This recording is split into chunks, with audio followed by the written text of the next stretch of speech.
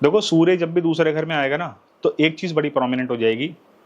ऐसे लोगों को ना दोस्त बनाने में बड़े इश्यू आते हैं। ये दोस्त बनाते हैं और दोस्त इनको छोड़ के चले जाते हैं।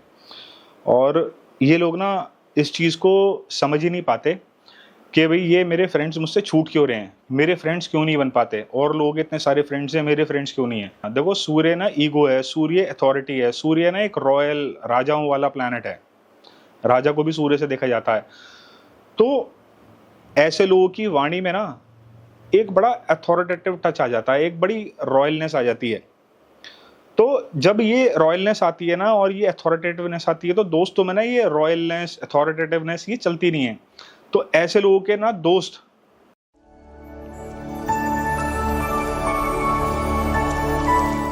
वेलकम। आज हम बात करेंगे सन इन द सेकंड हाउस। सूर्य जब भी दूसरे घर में रहता है तो किस तरीके के परिणाम देखने के लिए मिलते हैं। तो पहले हम समझते हैं सूर्य को। सूर्य क्या है? सूर्य आपका फादर है, सूर्य आप अथॉरिटी है, सूर्य पॉलिटिशियन है, सूर्य डिसिप्लिन है, सूर्य अथॉरिटी है, सूर्य आपकी ईगो है, सूर्य फिनिशिंग लाइन है। फिनिशिंग लाइन मीन्स के आपको एक गोल का दिखना, एक बाउंड्री लाइन का दिखना कि भाई मेरा ये गोल है और मुझे यहाँ तक पहुँचना है। तो वो जो दिखता है, जो आपको गोल, वो सूर्य का काम है। उस गोल तक आपको लेके जाना वो मंगल का काम है। फिनिशिंग लाइन सन है और फिनिशिंग लाइन तक लेके जाने वाला जो प्लैनेट है वो मंगल है, क्योंकि मंगल ही आपके अंदर वो ऊर्जा, वो उत्साह, वो ताकत भरता है जिससे आप अपने लक्ष्य को पूरा कर पाते हो। सूर्य जो है वो हॉटेस्ट प्लैनेट है हमारे सोलर सिस्टम के अंदर। सूर्य जो है वो ईगो को भी रिप्रेजेंट करता है। सूर्य जो है हमारी आत्मा भी है। तो आत्मा को जो भी फल भोगने हैं वो उसको एक शरीर मिलता है, एक बायोमैकेनिकल सूट मिलता है। तो इसलिए सूर्य को आत्मा से भी देखा जाता है। अब हम समझते हैं दूसरे घर को। दूसरा घर क्या है? दूसरा घर है आपका इकट्ठा हुआ धन, दूसरा घर है आपकी फैमिली, दूसरा घर है आपकी वाणी, दूसरा घर है आपकी तिजोरी। तिजोरी जो है, जब क्योंकि तिजोरी में भी हम पैसा इकट्ठा करते हैं ना, हम जोड़ते हैं, तो दूसरा घर भी तिजोरी के अंदर आता है। आपकी फैमिली एसेट्स भी दूसरे घर से देखे जाते हैं। आपकी फैमिली वैल्यूज वो भी दूसरे घर से देखी जाती है। आपको शिक्षा मिली, आपकी अपब्रिंगिंग कैसी रही, क्या आपका संस्कार सिस्टम मिला, कैसा आपका संस्कार सिस्टम रहा, वो भी दूसरे घर से देखा जाता है। लेगेसी भी दूसरे घर से देखी जाती है ना। और ये मैंने बताया भी, फैमिली कल्चर भी जो है वो भी दूसरे घर से देखा जाता है। तो अब हम समझते हैं सूर्य जब भी दूसरे घर में आता है तो किस तरीके के परिणाम देखने के लिए मिलते हैं। तो आगे बढ़ने से पहले अगर आपने अभी तक अपने इस चैनल को सब्सक्राइब नहीं किया है तो डू सब्सक्राइब बेलो। देखो, सूर्य जब भी दूसरे घर में आएगा ना, तो एक चीज़ बड़ी प्रोमिनेंट हो जाएगी। ऐसे लोगों को ना दोस्त बनाने में बड़े इशू आते हैं। ये दोस्त बनाते हैं और दोस्त इनको छोड़ के चले जाते हैं। और ये लोग ना इस चीज़ को समझ ही नहीं पाते कि भाई ये मेरे फ्रेंड्स मुझसे छूट क्यों रहे हैं? मेरे फ्रेंड्स क्यों नहीं बन पाते? और लोगों के इतने सारे फ्रेंड्स हैं, मेरे फ्रेंड्स क्यों नहीं हैं?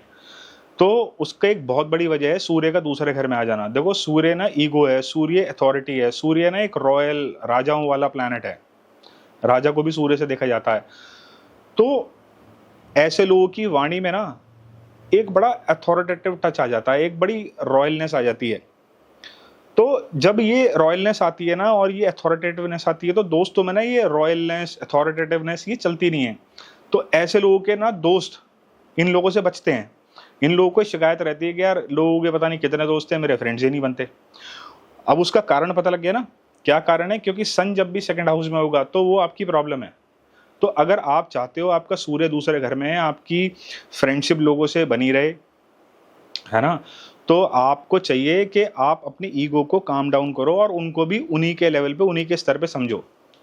दूसरा, सूर्य जब भी दूसरे घर में होता है तो इन लोगों के साथ ऐसा देखा गया है, कोई ना कोई इशू आईज से रिलेटेड या फेस से रिलेटेड कोई ना कोई इशू होता है।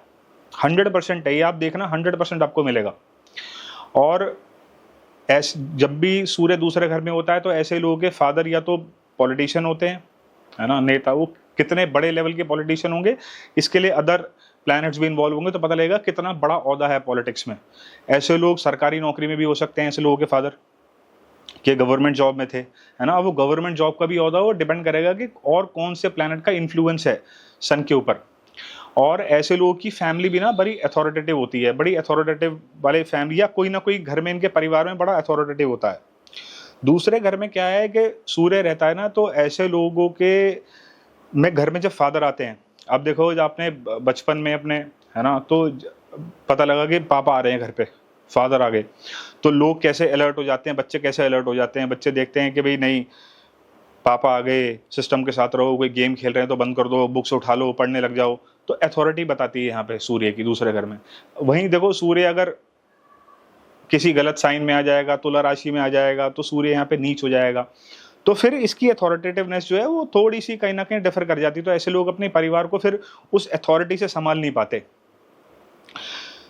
और सूर्य जब भी दूसरे घर में रहता है तो ये ना परिवार को एकजुट होके रखना चाहते हैं कि परिवार बाइंड होके रहे। ये लोग अगर परिवार में कोई डिस्प्यूट भी पैदा हो गया, कोई आपसी मनमुटाव भी हो गए, तो ये लोग ना कोशिश करेंगे कि भाई कैसे भी करके परिवार इकट्ठा होके बना रहे, ये प्रॉब्लम को सॉल्व करेंगे। देखो राजा का काम क्या है, राजा का काम है प्रॉब्लम्स को सॉल्व करना, है ना। राजा का एक मेन जॉब क्या है, राजा के पास दरबार लगती थी, सभाएं लगती थी, लोग अपनी शिकायतें लेके आते थे ना राजा के पास कि राजा साहब ये दिक्कत है, ये दिक्कत है। तो राजा का काम है चीजों को सॉल्व करना और परिवार को इकट्ठा एकजुट रखना। दूसरा एक चीज बड़ी प्रोमिनेंटली देखी गई है कि इन लोग, क्योंकि दूसरा घर ना खाने का भी है और राजा का स्वभाव क्या होता है, राजा का स्वभाव बांटना होता है। तो ऐसे लोगों को ना खाना खिलाने का, लोगों को खाना बांटने का, भंडारे करवाने का बड़ा शौक होता है लोगों को, है ना। और वहीं पे देखो और थोड़ी डिटेल में जाएंगे तो डिपेंड करेगा कि इस दूसरे घर में राशि कौन सी बनी हुई है। सपोज यहाँ पे आ गया मिथुन राशि आ गई, तो मिथुन राशि क्या काम करेगी यहाँ पे आके, तो ये जो अब खिलाएगी खाना, ये जो व्यक्ति खाना खिलाएगा फ्रेंड सर्कल में, दोस्तों में खाना खिलाने का, दोस्तों को खाना खिलाने का बड़ा शौकीन बन जाएगा।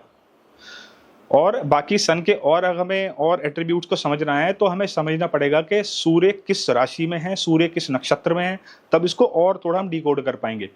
तो ये था एक मेरा छोटा सा analysis sun in the second house. मिलते हैं जल्दी नए टॉपिक के साथ। Thank you.